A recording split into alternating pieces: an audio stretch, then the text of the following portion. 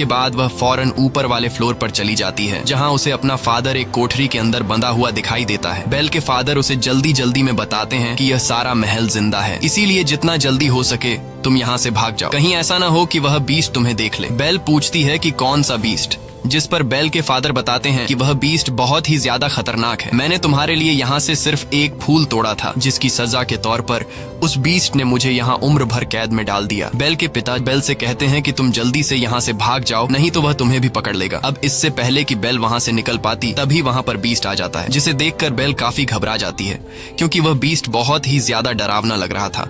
लेकिन बेल अपने डर पर काबू रखते हुए बीस्ट को ऐसा दिखाती है कि जैसे वह बीस्ट से बिल्कुल भी नहीं डर रही। बेल कहती है कि मैं अपने फादर से मिलना चाहती हूँ, लेकिन बीस्ट बेल को अपने फादर से मिलने से मना कर देता है। तब बेल बीस्ट से कहती है कि तुम कितने जालिम इंसान हो, जो एक गुलाब का फूल तोड़ने की वजह से तुमने मेरे फादर को उम्र भर की कैद की सजा सुना दी। मेरे फादर ने सिर्फ एक फूल ही तो तोड़ा है, और ऐसा करने के लिए मैंने ही उनसे कहा था, इसलिए तुम्हें मुझे कैद करना चाहिए। लेकिन बीस्ट बेल की बात मानने से इनकार कर देता है और कहता है कि मैं तुम्हें तुम्हारे फादर से मिलने के लिए कुछ देर तक दरवाजा खोल रहा हूँ, इसलिए तुम्हें अपने फादर से आखिरी बार जो भी कहना है कह दो, क्योंकि अगर यह दरवाजा एक बार खुल गया और बंद हो गया तो दोबारा कभी भी नहीं खुलेगा।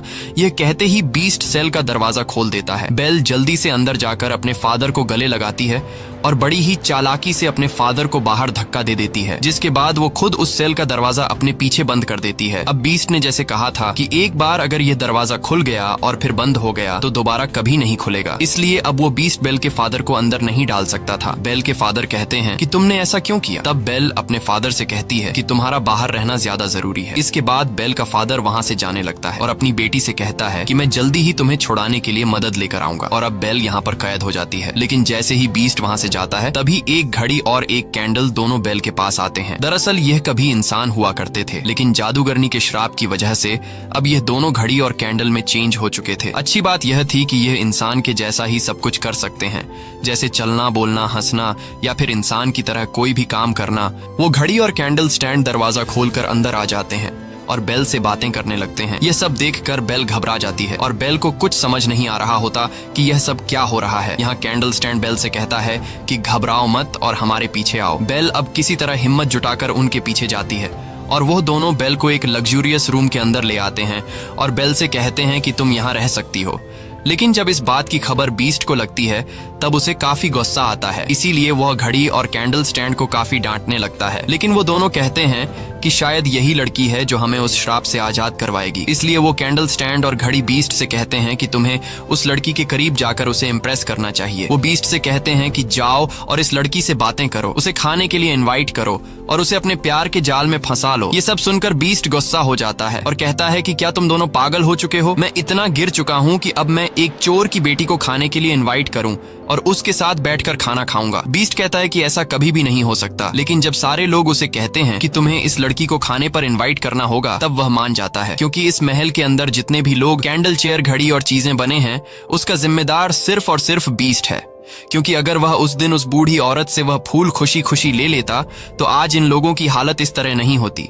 अब यहाँ बीस्ट बेल के रूम का दरवाजा खटखटाकर उससे कहता है कि तुम मेरे साथ खाना खाओगी, लेकिन इसे तुम कोई रिक्वेस्ट मत समझना। ये सुनकर बेल उससे कहती है कि क्या तुम पागल हो? तुमने पहले मेरे फादर को बंदी बनाया, फिर मुझे कैद कर लिया और अब मेरे साथ खाना खाने के लिए पूछ रहे? ऐसा कभी नहीं हो सकता। ये सुनकर बीस्ट गुस्से से दरवाजे पर जोर जोर से पीट कर बोलने लगता है कि चाहे जो भी हो जाए तुम मेरे साथ खाना खाकर ही रहोगी। लेकिन बेल कहती है कि मैं भूखी ही क्यों न मर जाऊं, पर मैं तुम्हारे साथ खाना कभी नहीं खाऊंगी। यह सुनकर बीस्ट का गुस्से से बुरा हाल हो जाता है और कहता है कि ठीक है, तुम्हारी यह ख्वाहिश भी पूरी होगी, अब मैं तुम्हें भूखा ही मारूंगा। वह कहता है कि इसे कोई भी खाना मत दो और इसे भूख से मरने दो। यह कहकर बीस्ट वहाँ से चला जाता है। अब यहाँ घड़ी, कैंडल और बाकी चीजें काफी उदास हो जाते हैं, क्योंकि उनका श्राप से आजाद होने का मौका जाया हो चुका था। यहाँ पर हम देखते हैं कि बीस्ट उसी गुलाब के फूल के पास जाता है जिसकी आखिरी पंखुड़ी गिरने के बाद महल के अंदर मौजूद सभी लोग मर जाएंगे। यहाँ बीस्ट देखता है कि इस फूल की बहुत सारी पंखुड़ियां टूटकर नीचे गिर गई हैं। ये देखकर बीस्ट बहुत ज्यादा उदास हो जाता है, क्योंकि इस फूल से पहले ही कई सारी पंखुड़ियां गिर चुकी होती हैं और अब बस कुछ ही पंखुड़ियां रह गई होती हैं। ये वही जादूगरनी का दिया हुआ मैजिकल फूल होता है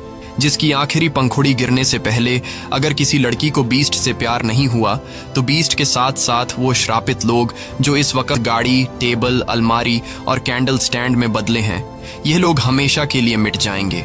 वहीं दूसरी तरफ हम देखते हैं कि बेल का फादर